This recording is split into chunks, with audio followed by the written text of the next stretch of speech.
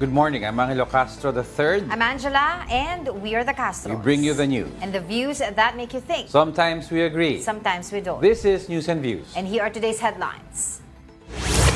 The Independent Commission for Infrastructure, or ICI, is holding an interagency coordination meeting with the Department of Health.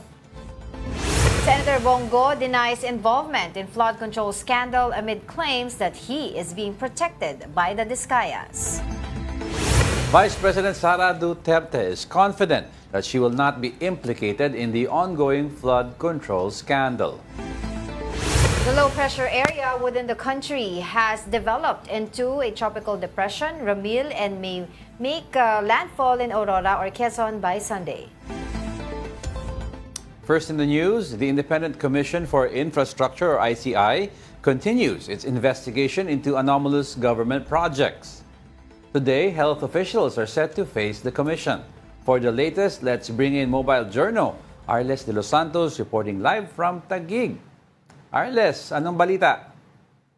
Magandang umaga, Diego at Angela. Nandito nga tayo sa Independent Commission for Infrastructure kung saan ilang oras na ay ang makalipas nang dumating si DOH Secretary Ted Herbosa para dumalo sa interagency meeting na isasagawa ng komisyon. Maaari na hinggil pa rin ito sa mga maanomalyang flood control projects ng pamahalaan. Matatandaan kasi na nitong mga nakaraang araw ay umuusbong ang issue patungkol nga sa nasa 300 na mga incomplete na super health centers sa iba't ibang bahagi ng Pilipinas at kagaya na lamang ng na-inspeksyon nitong Miyerkules lamang yung sa Marikina na nananatiling nasa phase 1 pa din ang progress nito sa kabila ng pagkakaroon ng pondo nito noong 2023 pero giit naman ng alkalde ng Marikina City na may kakulangan sa budget ng DOH kaya kailangan na gumastos pa mismo ang kanilang LGU. Hindi naman kinumpirma nito ni Herbosa kung ano nga ba ang tatanong sa kanya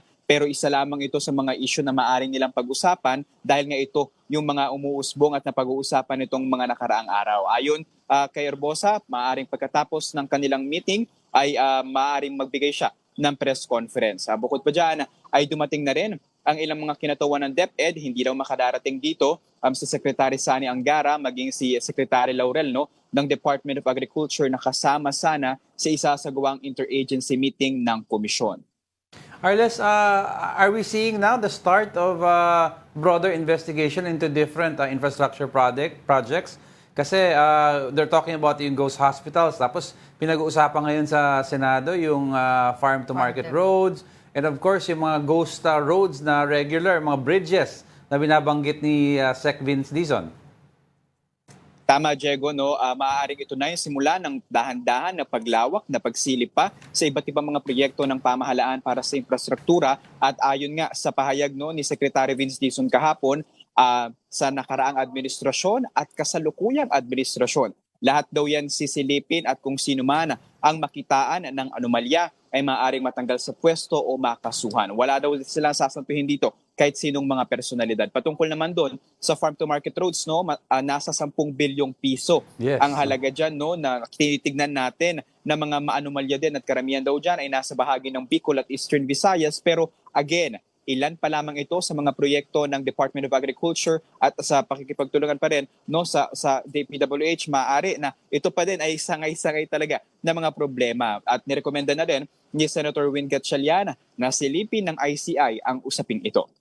Alright, Arles, since the investigation of ICI, public outcry would always be for them to, make the investigation public. Until now, yan pa rin ang sigaw ng publiko.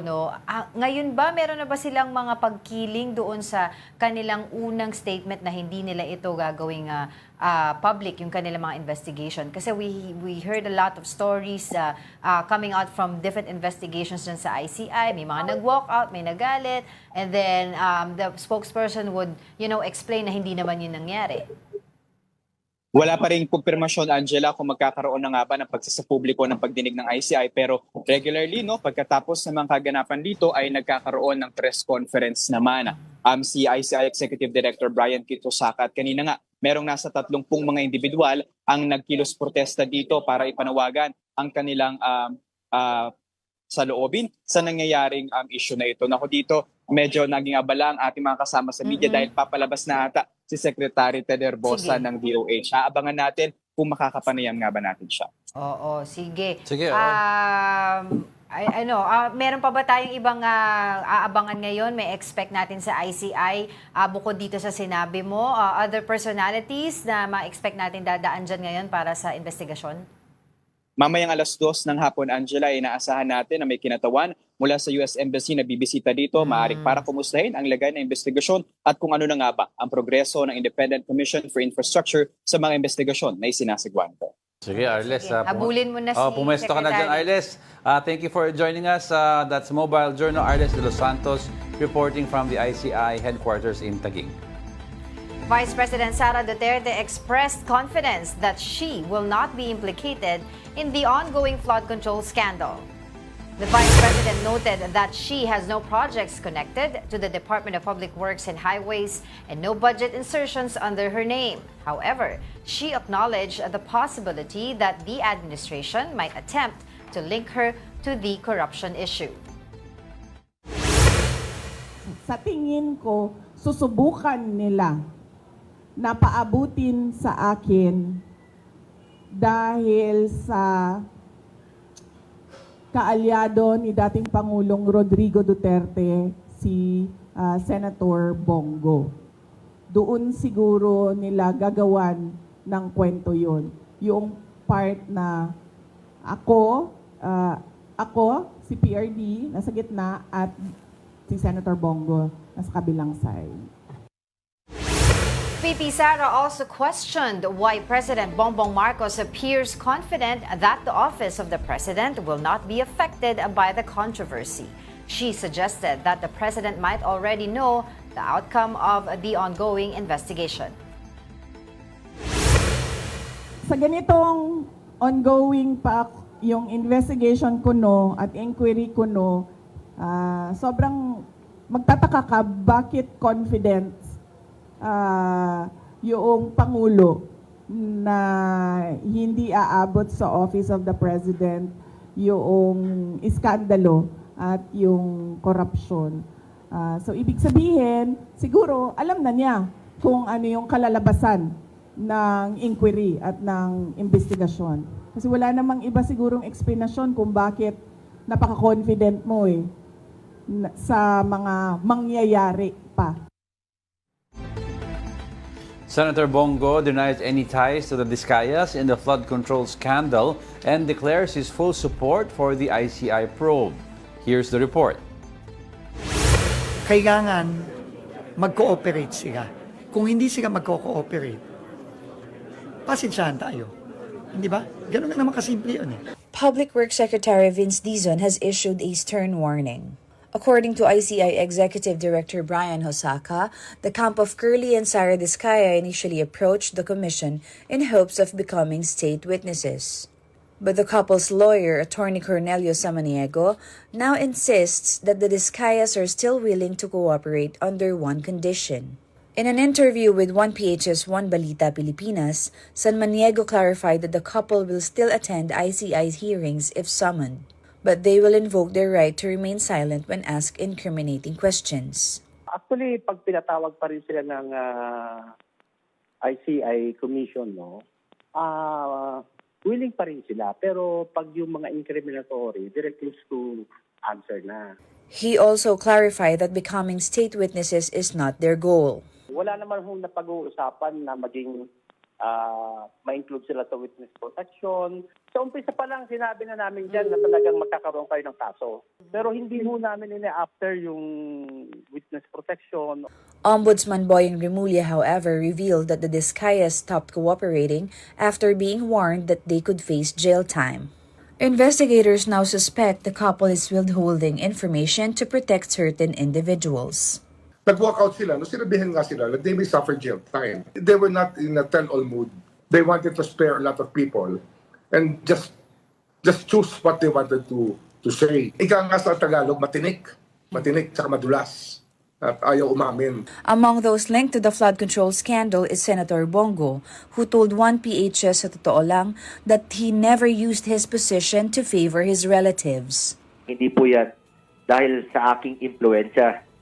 Negosyante po sila. Ang importante po, malinis ang aking konsensya. Sabi ko nga, hindi ko ginamit ang aking posisyon para bigyan sila ng pabor. At hindi po ako nakikinabang sa mga negosyo po nila. He added that he is ready to take legal action even against his own family if proven guilty. Hanggang ngayon yan pa rin pong walang katapusang issue. Kaya sabi ko pwede lang po magpalit ng kamag-anak or antayin na lang po nila kung kunin ng Panginoon. Huwag naman sana yung mga kamag-anak ko. Wala pong katapusan ito eh. Kaya sabi ko sasagutin ko na lang po. Kasi paulit-ulit po itong isyong ito at hindi na po mabuburayan sa pangalan ko. Batangas Representative Leandro Leviste challenged Public Works Secretary Vince Dizon to reveal any connections between his appointees and contractors doing business with the DPWH. Here's the report. I was told that appointees of Secretary Dizon are contractors. This was revealed by Batangas 1st District Representative Leandro Leviste during a press conference. There are reportedly appointees of Secretary Vince Dizon in the DPWH who are contractors, but Leviste did not name anyone.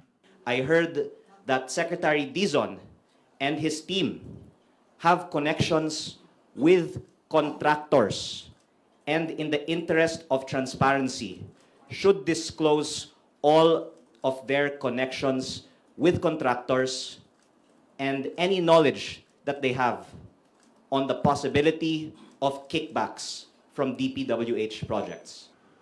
The DPWH is among the agencies cooperating with the Independent Commission for Infrastructure in its investigation into alleged anomalies in flood control projects. Because of this, Leviste questioned whether true transparency and accountability could be achieved within the agency if it is indeed true that contractors are among Dizon's team. In the middle of his press conference, Leviste received a call from the office of Secretary Dizon. I really don't know who's the contractor in your team, but if you can ask them and come clean to the public, then that would, I think, be a sign that there's real change now in DPWH. Shortly after, Secretary Dizon held his own press briefing where he thanked Leviste for raising the issue, but urged the congressman to provide more details. Dizon maintained that, to his knowledge, none of the undersecretaries who joined him in the DPWH have any ties to contractors. Still, the secretary vowed to look into the matter. Tatanggalin ko po yung taong yon immediately. At kung kinakailangan, kakasuhan ko pa yung taong yon. That's very important to me, no, na malaman talaga. No, kung sino yan, kung ano ang circumstances nung narinig niya, importante sa akin yan. No, and I will look forward to having a conversation with Congressman Leviste on that. No, so very, very, very clear. No, hindi ko papalampasin yan. Kapatid Mary Monreyes, we are One News. The low-pressure area within the country has developed into Tropical Depression Ramil. And for the details, we have Pag-asa weather specialist Lian Loreto. Good morning, Lian. Good morning, Miss Angela and Sir Angelo at sa lahat po ng ating mga taga-subaybay. Kanina nga pong 8:00 ng umaga, huli po nating namataan itong si Bagyong Ramil sa layong 800 kilometers sa silangan ng southeastern Luzon. Ngayon, meron na po itong taglay na hangin na aabot sa 55 kilometers per hour at pagbugso na aabot sa 70 kilometers per hour.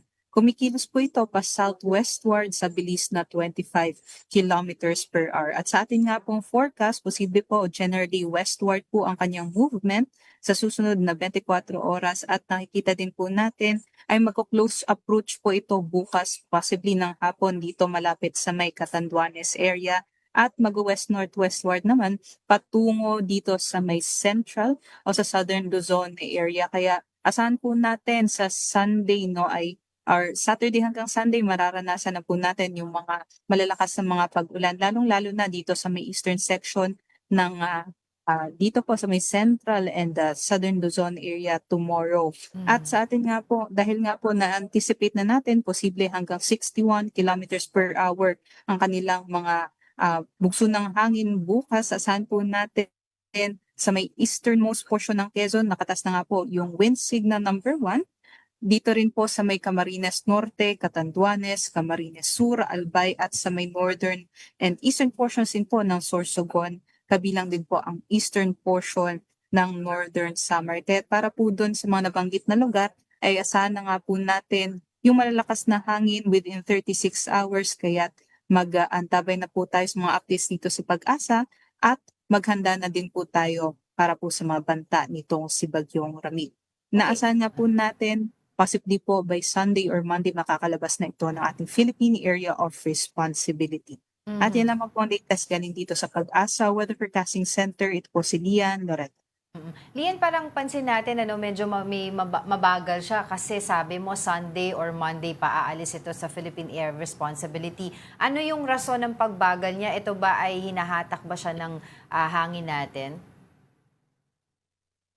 Well, sa ngayon, actually compared po kaninang umaga, no, mas lumakas na po yung bilis or kilos nitong si Bagyong Ramil. At inaasahan nga po natin kahit ganun po yung kanyang pagkilos, no, at posible pa naman po mag-intensify pa kasi itong si Bagyong Ramil habang nandito po sa may Philippine Sea. Meron po kasi tayong high pressure area, no, sa northern part po, dito malapit sa may Siberia, at yun po yung nag-interact dito po sa ating Bagyong Ramil. Kaya possible po, yun po yung reason kung bakit mabagal po siya kanina. At sa ngayon nga po, no, nakikita natin posible pa rin po itong mag-intensify bilang isang tropical storm category at possible hindi natin nire-roll out worst case scenario severe tropical storm category po before po ito mag-land.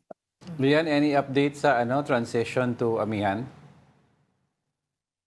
Sa ngayon nakikita natin, no, na base po sa ating mga stasyon dito sa Pilipinas, malapit na nga po tayong dumako doon sa northeast monsoon or Amihan, at sa nakikita natin magkakaroon nga po tayo ng surge, no, by the third week of November. Kaya asahan natin yung mga nasa may northeastern side ng Pilipinas at northwestern side ng Pilipinas, magkakaroon tayo ng mas malalamig na po ng mga kondisyon.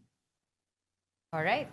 Maraming salamat sa iyong oras, Pag-asa Weather Specialist Lian Loreto. We'll be back with more stories after the break. Keep it here on One News.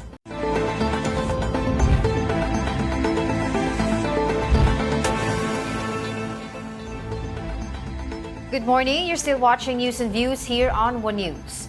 The Health Department is inspecting more super health centers after reports that some facilities remain unused despite being completed months ago. In Antipolo, Health Secretary Ted Herbosa found one such center only opening its doors on the day of his visit. Here's the report.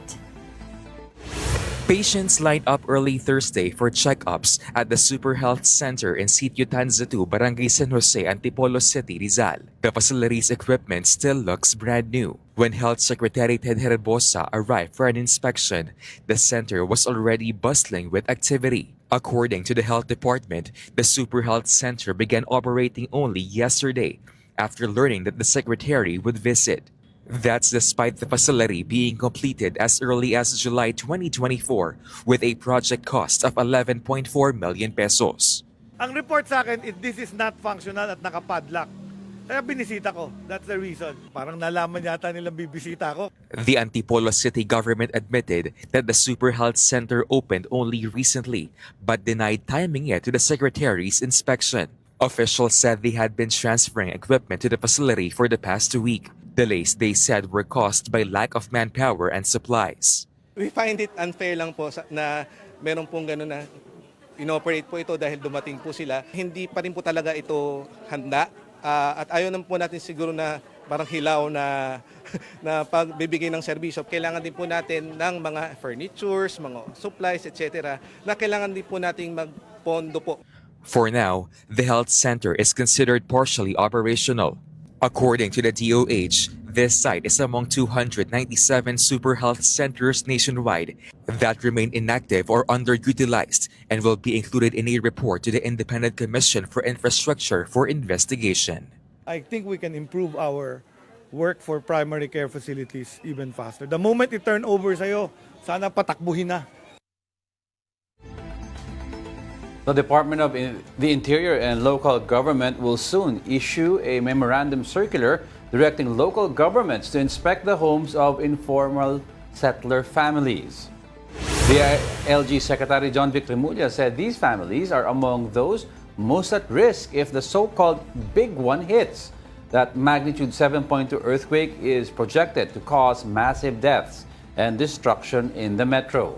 Interior Undersecretary Marlo Iringan added that protocols have been set for LGUs to strengthen their earthquake preparedness and response plans. The DILG is also preparing to conduct an infrastructure audit in Metro Manila, Calabarzon, Bulacan, and Pampanga to assess the resilience of key structures.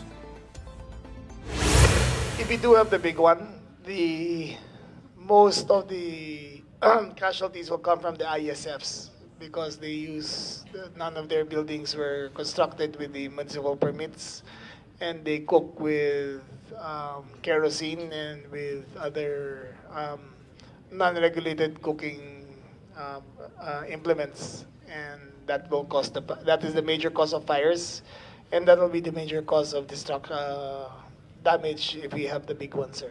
Our LGUs will later partner with the Association of Structural Engineers and the Philippine Institute of Civil Engineers and colleges and universities which are offering civil engineering courses so that the fifth year, fourth year, and fifth year engineering students can help in assessing the structural integrity of buildings in the National Capital Region and the two regions. The Mayors for Good Governance has launched Report Infra, a hotline for citizens to report ghost, substandard, or overpriced infrastructure projects. M4GG said the platform offers a safe and accessible way for the public to share verified information on irregularities in infrastructure projects. Each report will be reviewed by M4GG's technical and legal team before being endorsed to the Independent Commission for Infrastructure, or ICI. M4GG and ICI signed a Memorandum of Understanding in September to coordinate anti-corruption efforts in public works. Now at this point, let's check the latest over at the Senate. We have mobile journalist Merimon Reyes. Merimon, what's the latest? Good morning, Angelo, Angela. So far dito sa Senado ngayon ay nagpapatuloy yung mga committee hearings specifically on budget kasi ngayon ang plenary sessions until November 9 ay adjourned, so technically wala plenary sessions. This is also to pave way bukod doon sa undas break sa hinahabol na calendar for budget season. Ang nasabi kasi dito ni Senate Committee on Finance Chairman Sherwin Gatchalian, habol nila na hopefully before December, before yung araw daw ng Pasko, pirmado na o kaya malinis na raw ang panukalang pondo for the year 2026. Balik sa inyo. Merimon, no, kasi ang issue sa napinasang 2026 proposed budget sa House of Representatives ay may mga issue pa rin ito tungkol sa unprogrammed funds, no. 12 House lawmakers ang voted against this. Dito pa sa usapin sa Senate, I remember before nag-issue ng statement si SP Soto na sabi niya ayaw din niya ng unprogrammed funds. But the way it was, they are conducting the hearing right now, saan tutungo itong usapin nila sa budget? Tama, Angela. Nasabi rin ni Senator Sherwin nung isang panayam sa media na siya rin mismo gusto niya na nga rin tanggalin itong UA, yung unprogrammed appropriations, yung lump sum. And yung sinasabi nga nila dito, sabi ni Senator Sherwin, ina-expect na nila na possibly magkakaroon ng clashing kung manggagaling daw sa House na papasa doon sa kanila yung meron pang lump sum funds. Pero ang sabi dito ni Senator Sherwin, since may BICAM naman, doon daw nila pag-uusapan kung ano nga ba yung magiging pinal na desisyon ng Kongreso, both the upper and the lower chamber, kung ano na nga ba ang gagawin dito. Kasi ang sabi nila SP Soto at ni Senator Sherwin, gusto na nila maging programmed na raw yung mga proyekto, yung pondo program na, kumbaga nakalista na siya, black and white, para raw hindi magkakaroon ng pagka-question saan napunta yung lump sum funds, bakit may kinurot dito. And yun yung nakikita natin calendar sa ngayon. So far, budget hearings dito ng mga Senate committee, and then around second week of November, mga November 10, pag nagbalik ng plenary session, doon maaari nang magkaroon ng plenary budget debate. Ibig sabihin doon ang pag-uusapan sa plenaryo sa floor yung mga yung dininggin or yung hearing dito ng mga budget ng mga komite. And then after noon, around the third week of November, inaasahan na natin yung BICAM until early week of December. Parang yun yung sinasabi nila, yung timeline by Christmas tapos na raw yung 2026 na national budget. Oo, pero may mga naririnig ka bang usapin nila dyan tungkol kung magko-compromise ba sila? Kasi mismo din ang Executive Department ay naglabas din ng statement regarding unprogrammed funds saying na hindi nila pwedeng i-zero ang unprogrammed funds dahil nga sinasabi nila na maaaring gamitin ito sa mga emergency situation. Oo, Angela, ang nasabi dyan ni Senator Sherwin, ang nakikita nila na possible na, though hindi niya nasabi na magiging compromise doon sa lump sum funds, pero ang nakikita nila, dadagdagan ng budget yung mga sektor na mga ngailangan o ahensyang mga ngailangan ng dagdag na pondo. Doon nila nakikita yung mas mamamaximize yung panukalang pondo. On the case naman of DPWH, ang nasabi din ni Senator Sherwin, na nakikita nila, babawasan pa nila yung budget ng DPWH at titignan at aaralin nila yung possibility na, for example, infrastructure projects ng DepEd, kung kunwari merong kailangan daw na paaralan o nasira dahil sa kalamidad, tinitignan nila yung possibility na mabigyan ng capacity ang DepEd na sila na mismo ang magte-take control ng mga infrastructure projects ng paaralan. Same goes din doon na nga sa farm to market roads. Imbes daw na DPWH, tatanggalan nila yun ng pondo, ibibigay naman nila sa Department of Agriculture. Yun yung inaaral din nila ngayon. And yan yung isa sa inaabangan natin sa BICAM kung matutuloy ba yung nakikitang compromise na yun or kung mapupuslit pa rin itong unprogrammed appropriation sa 2026. Meron mo, may iba lang ako ng konti. No? Ano yung update sa Blue Ribbon Committee? Do we have a pending chairman na magiging permanent na? And also, ano yung direksyon na tatahakin nila? Will they go into executive session or may one more public hearing?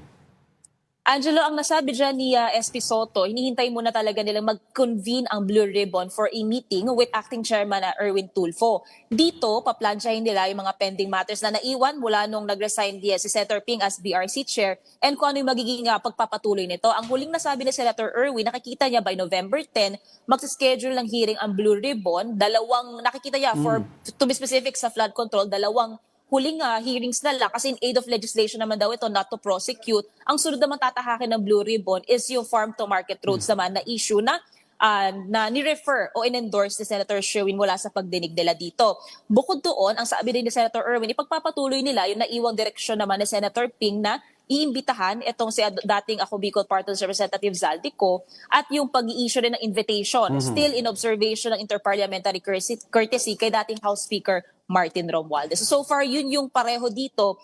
Ang kaibahan lang, ang nakikita natin as latest, dalawang pagdinig na lang on flood control and then farm-to-market roads naman daw. May tugon ba sila with regards to yung mga ghost hospitals or health centers? Kasi mukhang they're starting to talk about it also sa ICI. So usually kasi magiging concurrent yan ng pasahan ng information eh.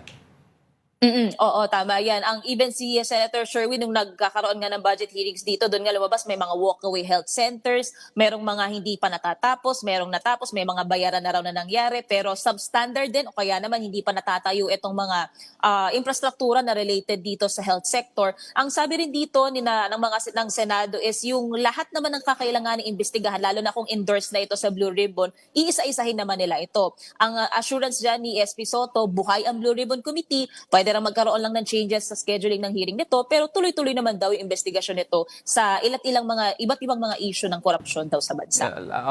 Meron, sino pa nakadetain dyan with regards sa ghost control projects? So far, nanatili pa rin dito yung mga personalidad na cited for contempt. At sabi rin ni SP Soto, hindi niya pinayagan yung naging request o yung letter ni dating ADE Bryce Hernandez at JP Mendoza na mapalaya sa kustudiya ng Senado.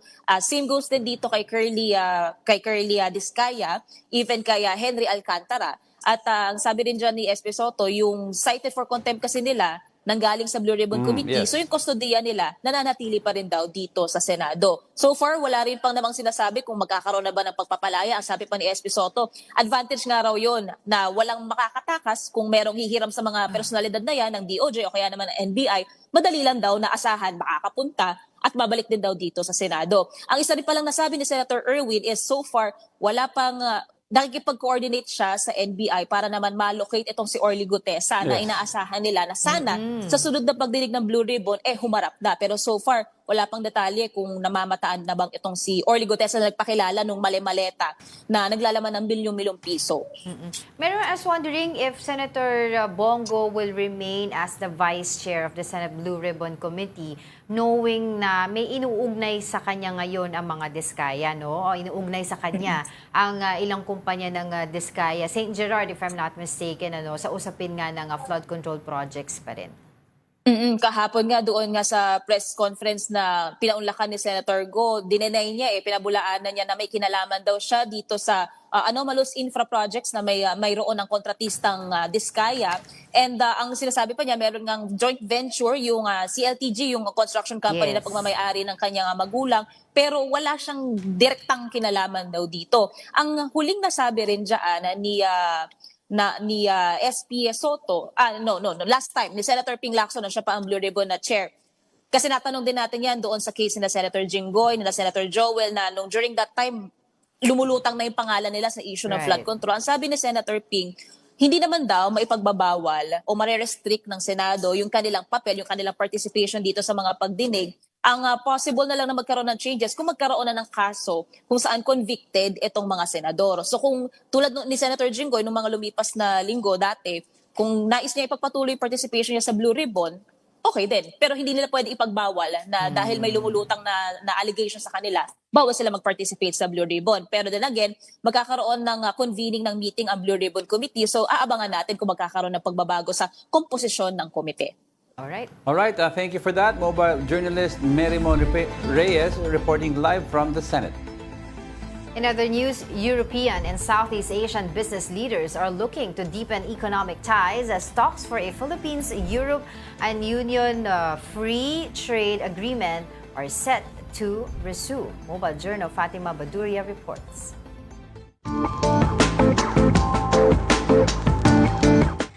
European and Southeast Asian business leaders met during the European-Philippine Business Dialogue in Makati to strengthen trade and investment ties. The European Chamber of Commerce of the Philippines and EU-ASEAN Business Council launched a dialogue on how the Philippines can solidify its trade and investment ties with Europe.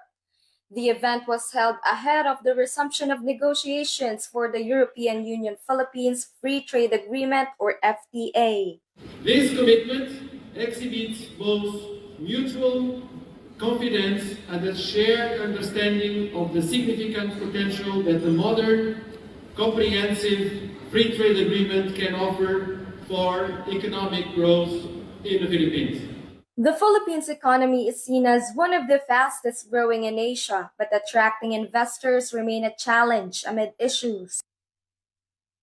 While we anticipate a temporary slowdown in the latter half of the year, partly as a result of recent corruption scandals involving infrastructure projects, we are confident that governance reforms and institutional improvements that follow will ultimately reinforce the economy's foundations. That once there is a clear, like there is now, a good taking care of these aspects and there is good accountability, I'm pretty sure that investors will not be disincentivized. The FTA aims to avoid tariff mechanisms, opening access between European and Philippine businesses. To ensure that both for the Philippine and European Union side, investors have the possibility to bring their own business, their own goods, their own services to each other side. The fourth round of negotiations for the European Union-Philippines FTA is set to take place in Cebu next week. Kapatid Fatima Baduria, we are One News. 19-year-old jet ski racer Anton Ignacio is fired up to represent the Philippines at the 2025 SEA Games after topping the World Series rankings. Mobile journalist Denise Valdez-Sancho has the report.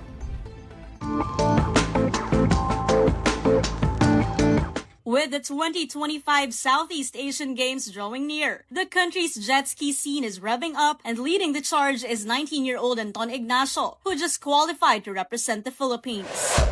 As of now, I'd say I'm very focused and I'm 100% ready for SEA Games now. Anton's qualification came after topping the World Series rankings, earning him a spot in the 1100 category.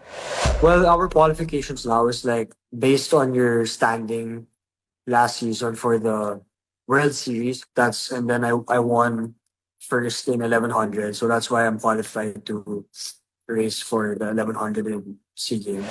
Anton's latest triumph at the 2025 IJSBA World Championship in Arizona just this October 9, 2025 marked another milestone in his young career, and now he focuses on bringing home another medal, this time for the country. It means a lot to me. It's a big honor since I'm representing the country, and of course there's a lot of pressure, but I like the pressure and I hope I'll perform well. The young champion trains up to 4 times a week in Subic, all while balancing his studies in operations management at Enderun colleges. And beyond the waves and trophies, Anton says he's also chasing a different kind of win. Finish school with good grades. Yeah, but my biggest goal now is really just winning SEA Games. As a young rider with big dreams, Anton continues to prove that dedication, humility, and heart can carry you far, both in sport and in life. Kapatid Denise Valdesancho, we are One News. Don't go away because we're not done yet. Stay with us.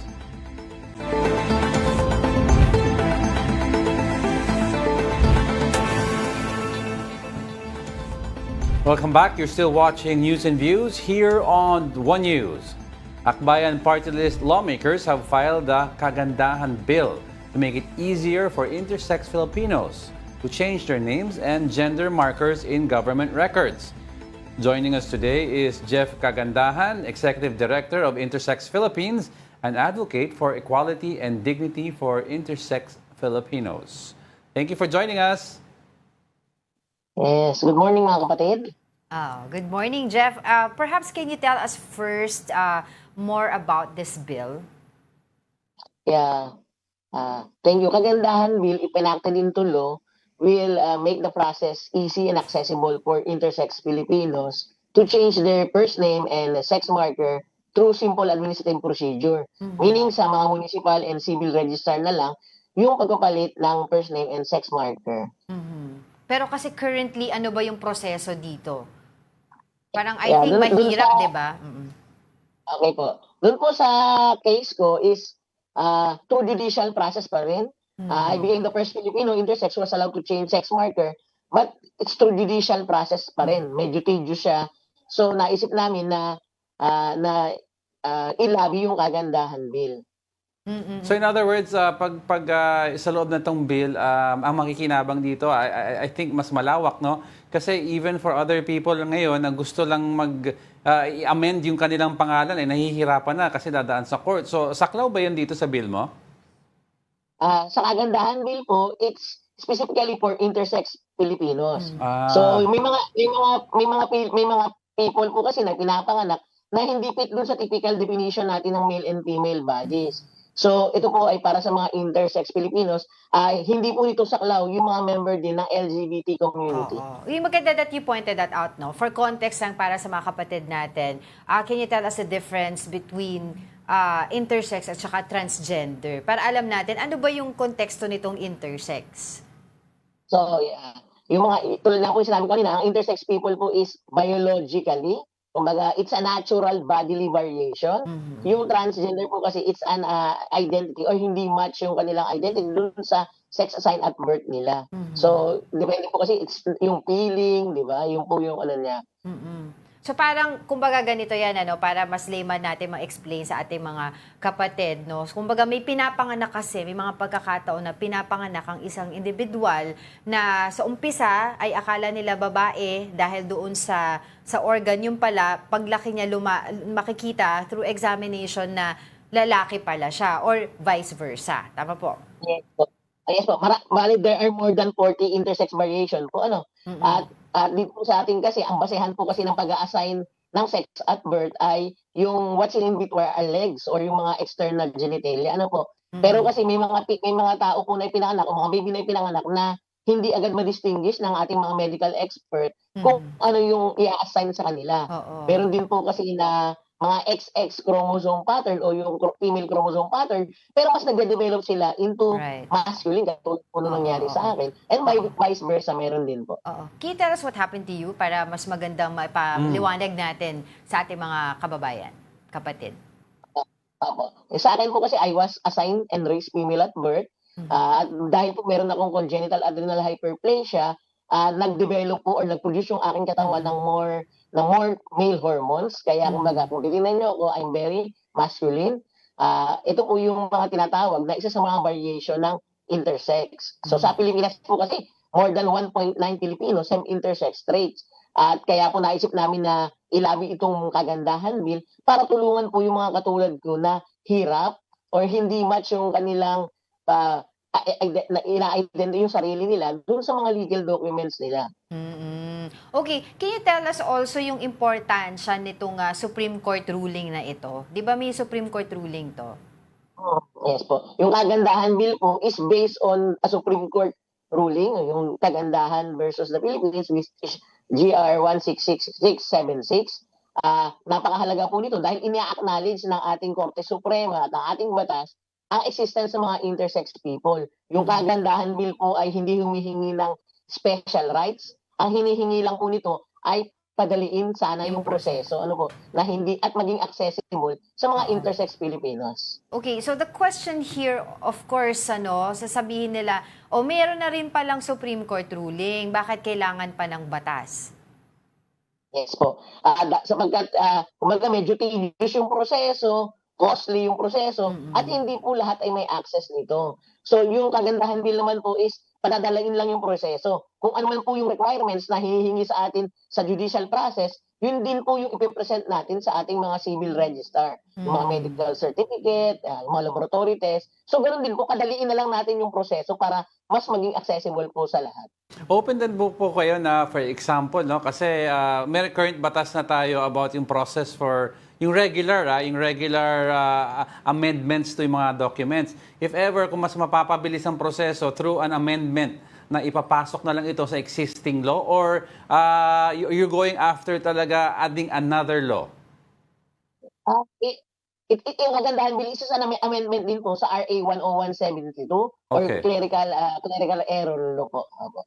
Alright. Tapos sa Senado, may kausap pa ba kayo sa counterpart ng lower house? Sa lower house po natin ay kumbaga marami tayong champion Pero sa Senate medyo challenging medyo hindi pa nakikita ng ating mga senators yung importance at urgency ng bill na ito. Sa Congress, sa lower house, sino-sino yung supporter ng bill na to? Actually, if I remember it correctly, ang nag-file nito ay si Representative Sendanya. Yeah. And other than that, may mga supporters ng bill pa ba? Yes. Opo, ang una pong nag-file nito ay si Representative Antonino Roman ng First District ng Bataan. Right. And then ang alam ko po is parang may 8 na nagko-author na rito. At nung nakaraang linggo, nung nakaraang Monday lang po ay ito naman po ay pinail ng Akbayan Party List with representative natin, kasama po si Representative Kakabag-ang. Right.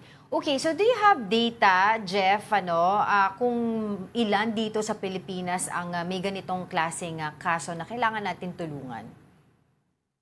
Yun po ang nakakalungkot. Wala tayong data na maipresenta at nagaling sa Pilipinas. Pero according sa United Nations, 1.7% of the general population are born with intersex traits. So, tingin po namin, mas malaki pa yung population, but because of the stigma and discrimination, takot na lang lumabas yung mga intersex Filipinos. Jeff, currently ba, gano'ng katagal ang proseso nito sa intersex name change and yung pagpalit sa gender marker as of today? Without the bill muna? Siguro, depende po minsan umaabot ng 3 years, 5 years. So, napakalaking napakalaking burden sa mga katulad kong intersex Filipinos na hindi makapag-naghanap ng trabaho, nabubuwi sa eskwelahan, kaya mas gusto na lang tumigil sa pag-aaral. Tapos usually, para at least yung mga kababayan natin, ma-update sila, how much does it take? Kung 3 years of court hearings and appearances, medyo malaki-laki ata ang gastos nito. Opo, at malaking problema po kapag, kasi na-experience ng aming ibang miyembro na lumalapit sa PAW, pero kasi pag nagpapalit ng mga PAW lawyers, back to zero na naman yung nangyayari. So, they rather go to the private lawyers, practitioner, pero yun nga, medyo malaki yung gastos. Umaabot ng hundreds of thousands of peso at karamihan ay walang kakayahang gumastos ng ganito, di ba? So may pagkakataon din sa mga ruling ng mga request nito sa mga intersex name change at yung gender marker, hinihindian ng korte? Simula po nung ang aking case ay yung petition ay may grant, medyo hindi na naman po, medyo madali na, hindi na ganoon ka-tedious. Okay. Pero kumbaga, yung 3 years to 5 years at yung gastos na hundreds, thousands of pesos, medyo malaki pa rin po. Oo. And the bill is hoping to shorten it into how many days? Or 1 day, gano'n? Yes, depende po sa ano, pero doon sa, parang papasok siya doon sa clerical error law ko, RA 172, na ipapresent mo na lang, madali na siya. Hindi na aabot ng years. So kumbaga, kailangan mo lang ba ng medical certificate from a doctor and that's simple as that? Yes po, papakita mo lang yung mga laboratory results and medical certificates to prove that you are an intersex person po. Okay, I think, I guess, baka meron kang gustong mensahe, of course, to the other intersex Filipinos that we have here in our country. Yes, ano po, ganoon na din sa ating mga kababayan, ano po, na intersex people are human too. We deserve respect at kumbaga hindi special rights yung hinihingi namin dahil nag-decision na ang Suprema, ano po, ang Korte Suprema. Ito po ay pagpapadali na lang ng proseso at mai-access po ng lahat, ano po. Intersex people exist at maraming challenges. Siguro po, learn, relearn, and unlearn po. Magtulungan po tayo. At kung gusto niyo pong matuto, may forum po kaming gaganapin. It's open to the public on Tuesday po sa B Hotel, 9 to 5 PM po. Maraming salamat po. I have one last question for you, Jeff. I was wondering kasi if there are also safeguards in place dito sa bill na to make sure na, of course, this bill won't be used, diba, for, selfish purposes or para hindi ito in other words, ma-abuse. specifically for intersex people lang. Kasi baka may umabuso dito eh. Oo. Kaya po din pumapasok yung ating mga medical certificates, ano po, at yung mga certificates or mga laboratory tests, chromosomal analysis, at kung ano-ano pa pong mga test na ano. So, talagang, ito po ay para sa intersex Filipinos, specifically talaga yung kagandahan bill sa intersex Filipinos. Kasi the reason why we ask is para maintindihan ng mga ibang conservative senators na this is merely an error in terms of the document. And if they see that, feeling ko mas mapapadali ito eh. Tama po ito. Ano po, at gusto ko rin pong sabihin sa ating mga manonood na even yung Roman Catholic Church record po ay na-update na rin. So, ganun po ka-supporting din yung ating ang Catholic dun sa sa existence ng mga intersex people. Because sabi nga, God did not mistakes in creating us. Right. Okay. So, we wish you luck, diba? Good luck dito sa inyong endeavor and hopefully, masuportahan din kayo ng ating mga senador. Alright. Maraming salamat sa iyong oras, Jeff Kagandahan, Executive Director of Intersex Philippines. Alright. The Philippines and France will conduct the second round of talks on a visiting forces agreement in December this year, this time in Manila. It's a big step forward in what could become the first Philippine VFA with a European nation. Mobile journalist Merimon Reyes has the story.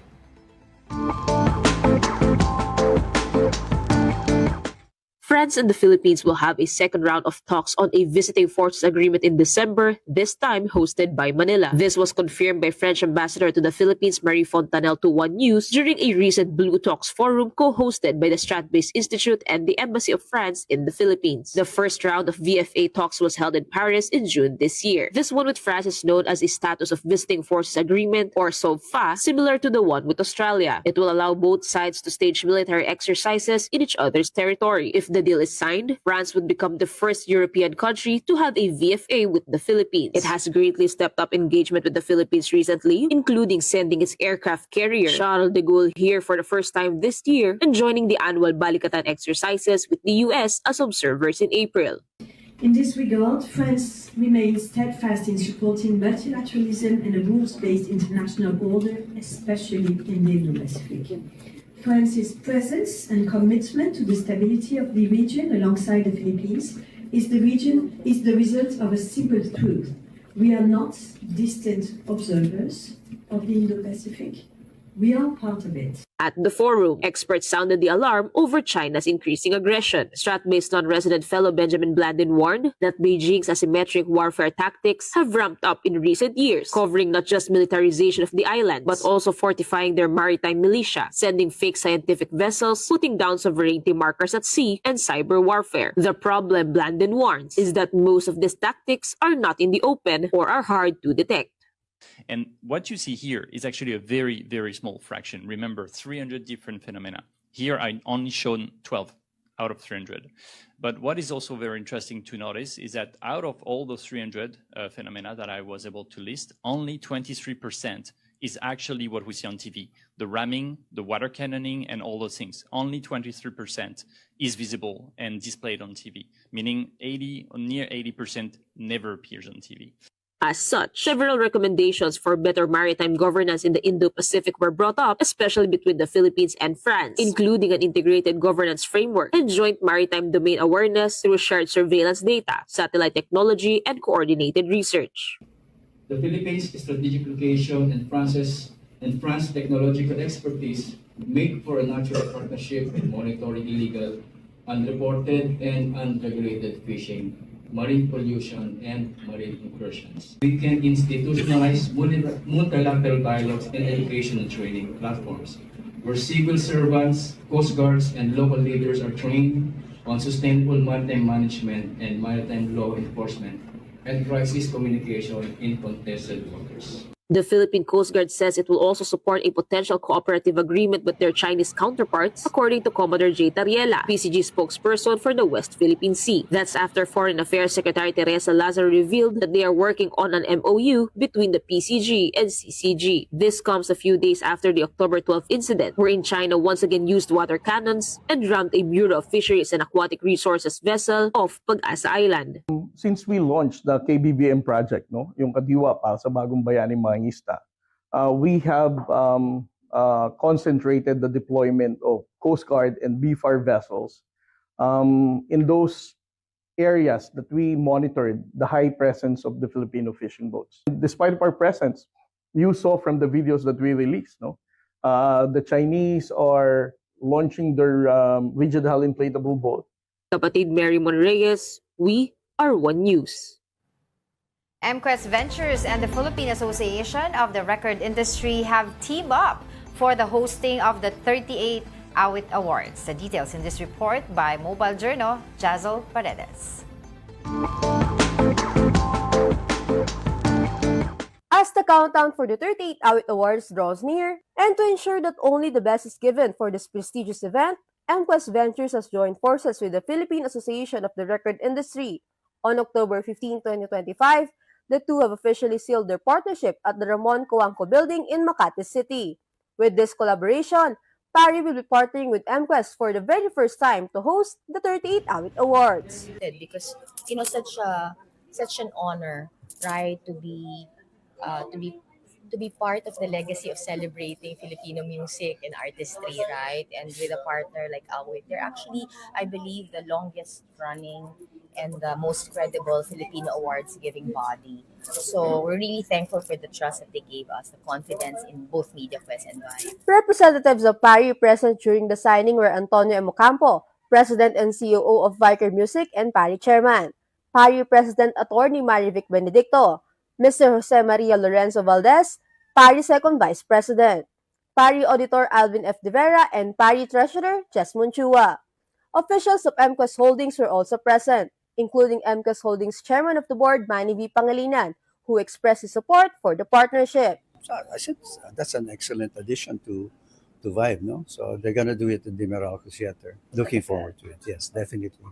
For this year, the 38 Awit Awards will be powered by Vibe and held inside the Vibe Show, the Philippines' ultimate OPM countdown show. Vibe is the nation's only multimedia platform dedicated exclusively to promoting OPM music and artists. In line with Awit Awards' goal to celebrate the nation's culture and identity and elevate OPM, it also pays tribute to the legacy of late OPM artists whose contributions have greatly shaped the music industry. Right, so they give recognition to Filipino music and artists, right? And that's the same thing that we celebrate in Vibe. So it's really in terms of consistency of purpose, it's there.